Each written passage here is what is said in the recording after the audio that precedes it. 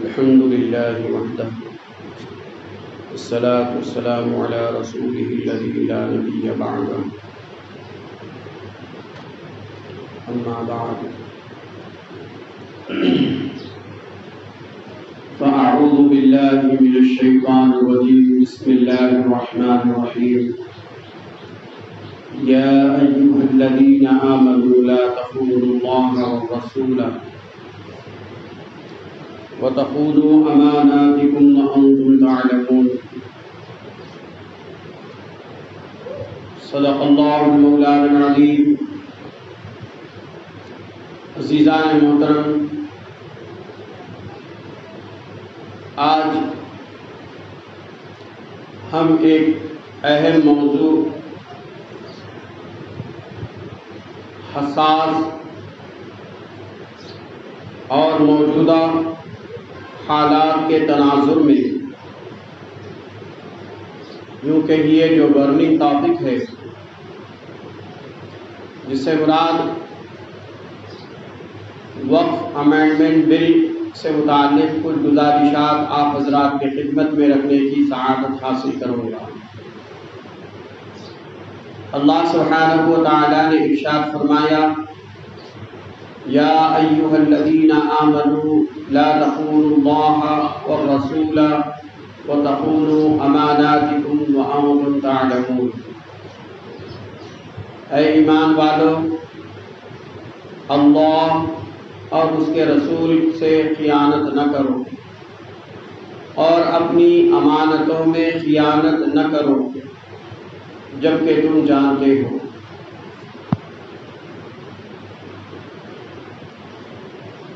وقف کا لغوی معنی روک دینا یا تھما دینا ہے، اور اس کا شرعی معنی یعنی اصطلاحی معنی یہ ہے کہ ایسی ملک جس کا مالک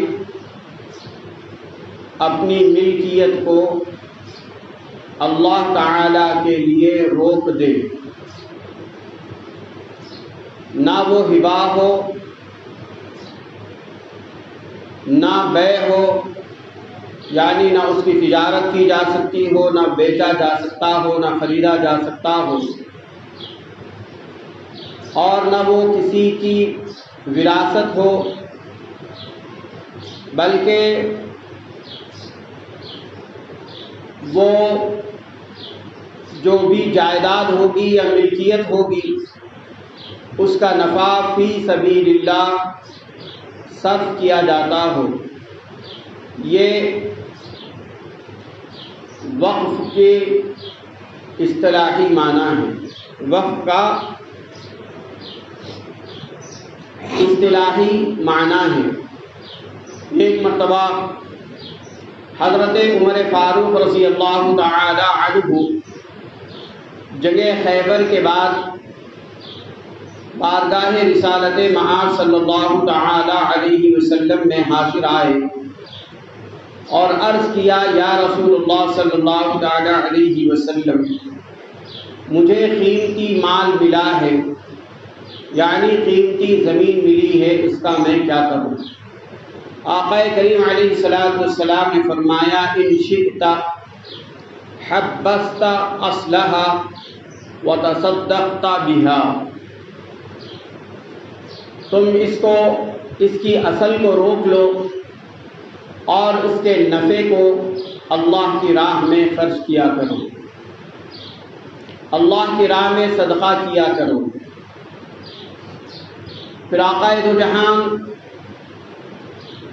نبی رحمت صلی اللہ تعالی علیہ وسلم نے ارشاد فرمایا: انسان کی جب موت واقع ہو جاتی ہے تو اس کے اعمال ختم ہو جاتے ہیں سوائے 3 چیزوں کے۔ جب آدمی مر جاتا ہے تو فرمایا کہ اس کا عمل بند ہو جاتا ہے، اس کا عمل ختم ہو جاتا ہے، لیکن اس کے 3 اعمال ایسے ہوتے ہیں جو جاری رہتے ہیں۔ ایک اس میں سے صدقہ جاریہ ہے،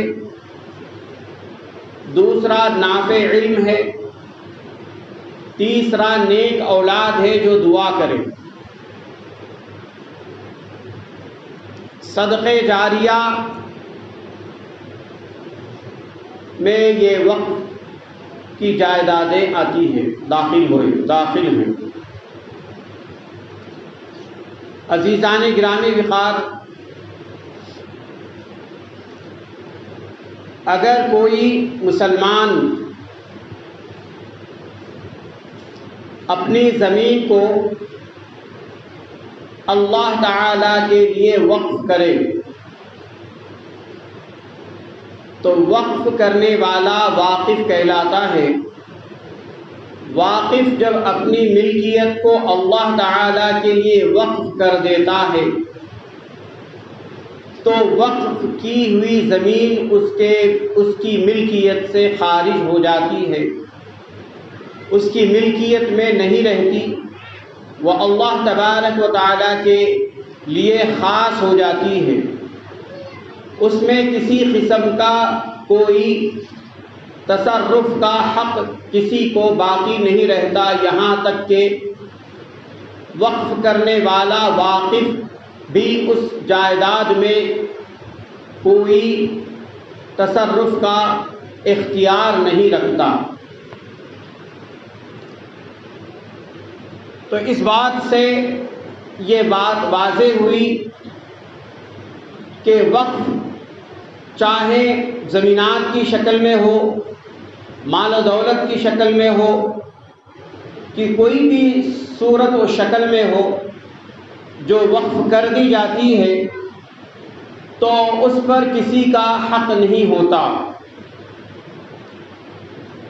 تو پھر ایک نظام چلا ہندوستان میں،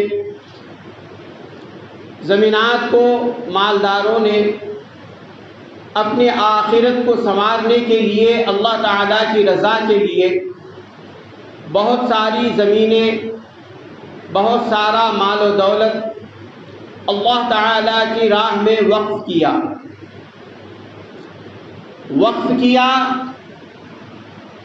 تو پھر اس کا ایک نظم و نسق بنایا گیا، اس کا ایک مینجمنٹ بنایا گیا،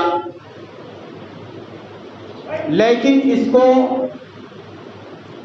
بالکل اختیارات کل کے ساتھ ہر دور کی حکومت کے سپرد نہیں کیا گیا۔ مسلمان وقف بورڈ اپنا بنایا ہے اور وہ خود اپنے اختیار میں اس کو رکھا تھا۔ جیسے مثال کے طور پر ایک آدمی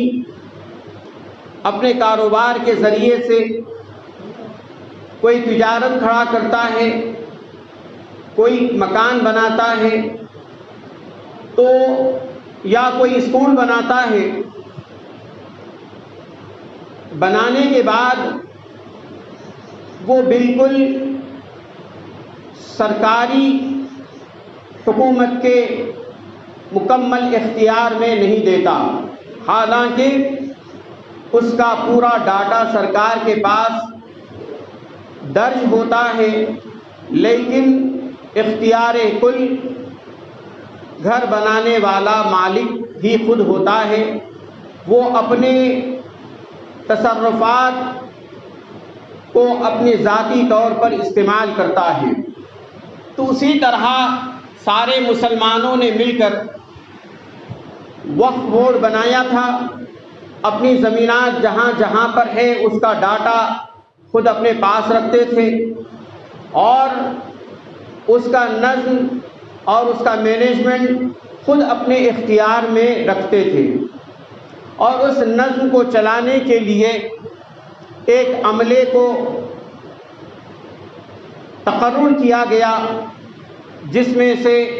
ایک یہ ہے کہ متولی تقرر کیے گئے۔ متولی جب کسی وقف زمین کا متولی ہوتا ہے تو متولی بھی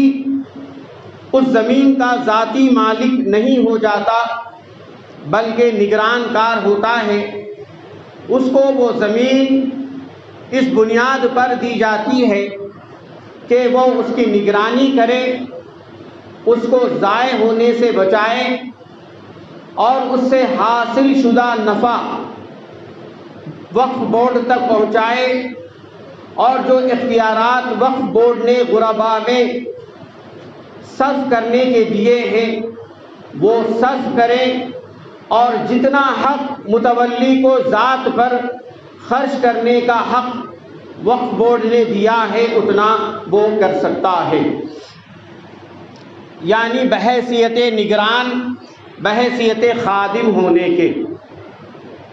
لیکن ہوا یہ کہ مسلمانوں نے بھی اور متولیان نے بھی اور یہاں تک کہ وقف بورڈ نے بھی ان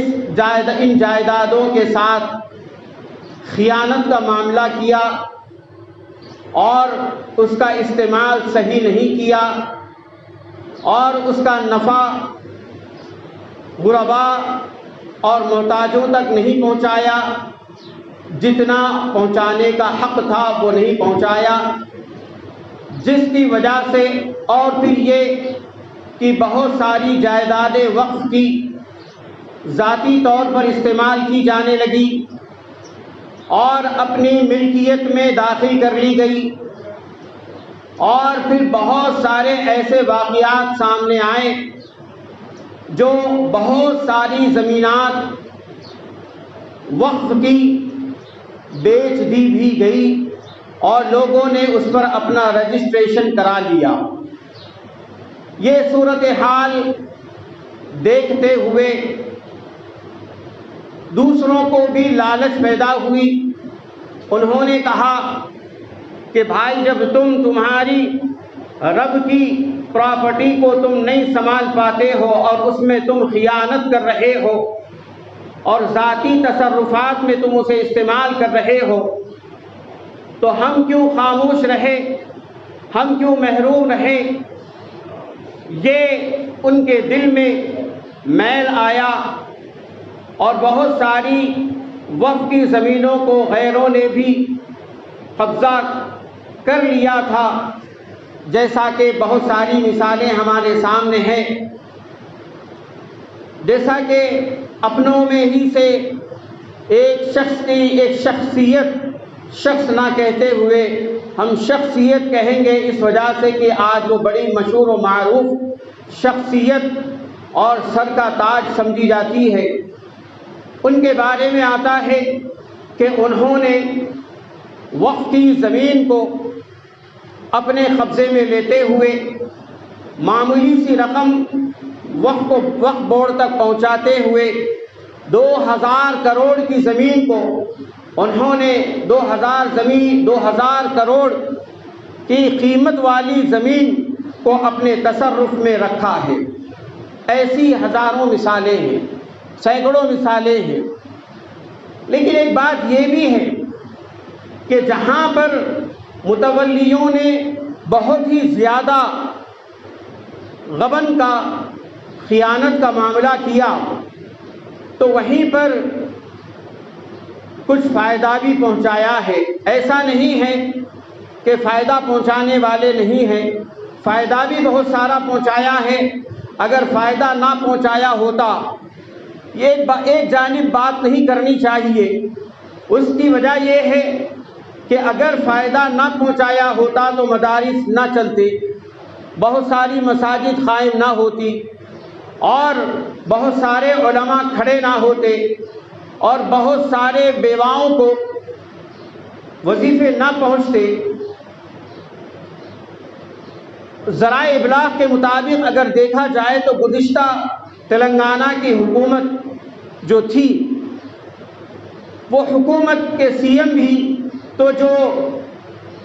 مساجد کے ائمہ و مؤذنین کو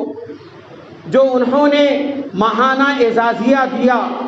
اس وقف بورڈ کے تھرو دیا، اگر طریقہ کار غلط تھا لیکن دیا تو وہیں سے ہے،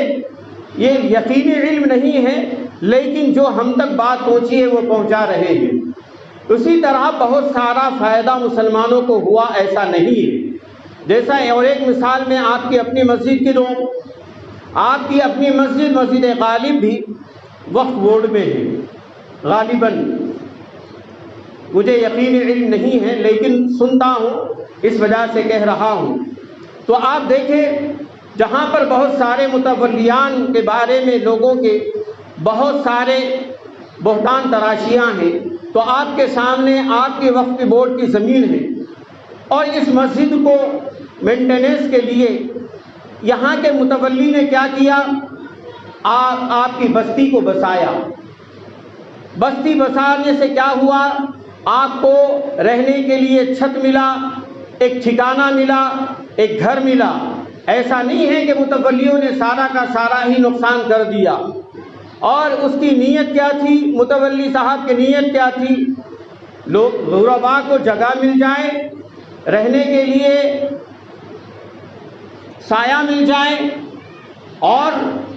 پھر مسجد کو اس کا نفع حاصل ہو، مسجد کا مینٹیننس اس کے ذریعے سے چلے۔ لیکن معاملہ اس کا برعکس ہے۔ آپ خود دیکھیں اب اس پر متولی صاحب کیا کر سکتے ہیں بتائیں۔ اب یہ مینٹیننس کے بارے میں دیکھیں تو اب آپ متولی صاحب کی جانب انگلی نہیں اٹھا سکتے، اس وجہ سے کہ متولی صاحب کا احسان آپ لوگوں پر ہے، لیکن آپ نے مسجد کے لیے کیا کیا وہ ذرا سوچیں۔ تو بہرکیف میں عرض یہ کرنا چاہتا ہوں کہ کچھ نقصان بھی کیا متولیوں نے اور کہیں فائدہ بھی اٹھایا ہے، فائدہ بھی کیا ہے، ایسا نہیں ہے۔ بہرحال جو بھی تھا، ہمارا معاملہ تھا، ہماری نجی معاملات تھے، ہمارا وقف تھا، ہماری پراپرٹی تھی، ہم مسلمانوں کا تھا، لیکن حکومت کو یہ نہیں کرنا چاہیے تھا۔ اس میں تبدیلیاں کی، ترمیمات کیے، جو شرعی اصول، شرعی قانون، آئین کے خلاف جو باتیں تھے اس میں داخل کرنے کی کوشش کی گئی، اور اس کے پس پشت آپ زمینات کو پورا اپنے قبضے میں لینا چاہتے ہیں، زمینات ہڑپ کرنا چاہتے ہیں، زمینات کو نقصان کرنا چاہتے ہیں، مسلمانوں کو محروم کرنا چاہتے ہیں، اور اس میں ایسی باتوں کو داخل کرنا چاہتے ہیں جو شریعت اسلامیہ میں جس کی کوئی اجازت نہیں ہے، جس کی کوئی اجازت نہیں ہے، ایسی باتوں کو تم داخل کرنا چاہتے ہیں۔ تو ہم اس بات کو پرزور مذمت کرتے ہیں، جو یہ امینڈمنٹ بل آیا ہے یہ بالکل شرعاً درست نہیں ہے، یہ شریعت کے بالکل خلاف ہے، شریعت کے بالکل خلاف ہے، یہ شرعی اصول کے بالکل غیر قانونی باتیں ہیں جو جبراً مسلمانوں پر مسلط کی جا رہی ہے۔ اس سے ہوگا کیا؟ اس سے ایک یہ ہوگا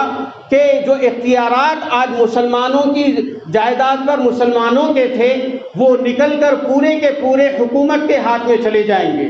تو اس کی مثال کیسی ہے؟ جیسا مثال کے طور پر آپ نے گھر بنایا ہے، زمین حالانکہ آپ کی رجسٹریشن ہے، آپ ٹیکس دیتے ہیں، کرنٹ بل بنتے ہیں، پانی کا بل بنتے ہیں، لیکن اختیارات پورے آپ کے ہاتھ میں ہیں۔ آپ چاہے تو 2 روم بنائیں، چاہے تو 4 روم بنائیں، آپ اکیلے رہیں یا آپ کی فیملی کے ساتھ رہیں، یا آپ 10 لوگوں کو اپنے گھر میں رکھیں یا نہ رکھیں، یا اکیلے رہیں یا خیرات کریں، جو چاہے کرے، وہ آپ کی اپنی مرضی تھی۔ لیکن اب وقت میں ترمیم کرتے ہوئے حکومت یہ چاہتی ہے کہ وقف بورڈ بالکل مسلمانوں کے اختیارات سے بالکل باہر ہو جائے، اب مسلمان کا بالکل اختیار نہ چلے، اب وہ چاہے تو رکھے، وہ چاہے تو بیچے، وہ چاہے تو مسلمانوں کو دے، وہ چاہے تو نہ دے، جب چاہے جب تک مسجد کو برقرار رکھے، جب چاہے جب تک مسجد کو اٹھا کے پھینک دے۔ جیسا مثال کے طور پہ آپ کا محلہ ہے، شاکر بھائی نے بسایا، اب گورنر میں وقت ہوئے، اگر یہ امینڈمنٹ اگر پاس ہو گیا، آپ نے احتجاج نہیں کیا، آپ نے اس پر کوشش نہیں کی، تو آپ کے گھر کبھی بھی جا سکتے ہیں، گئے بھی ہیں، صرف یہ 8 دن کے اندر گاؤں کے گاؤں خالی کرا دیے ہیں۔ اس لیے میرے عزیز ساتھیوں، جب کبھی بھی احتجاج وقف بل کے بل کے خلاف جو احتجاج کے لیے آپ کو بلایا جائے تو سارے کے سارے اس میں شریک ہو کر پرزور مذمت کریں اور اس کا پرزور احتجاج کریں تاکہ وقف بل واپس لیا جائے۔ جب تک وقف بل واپس نہیں ہوگا ہمیں اس کی پرزور اس کا احتجاج کرنا ہے، اس کی مذمت کرنا ہے، اس کے لیے اڑ جانا ہے، چاہے ہمارا مال خرچ ہو، چاہے ہمارا وقت خرچ ہو، چاہے ہماری جانیں جاتی ہو، چاہے ہماری اولاد ختم ہوتی ہو، جب تک کہ ہماری شریعت سے دور نہیں ہوتے اس وقت تک ہمیں اپنے سینوں کو آگے کر کے کھڑے ہونا ہے۔ انشاءاللہ امید ہے کہ آپ کھڑے ہوں گے، انشاءاللہ کھڑے ہوں گے نا۔ وآخر دعوانا الحمدللہ، سنت ادا فرمائیں۔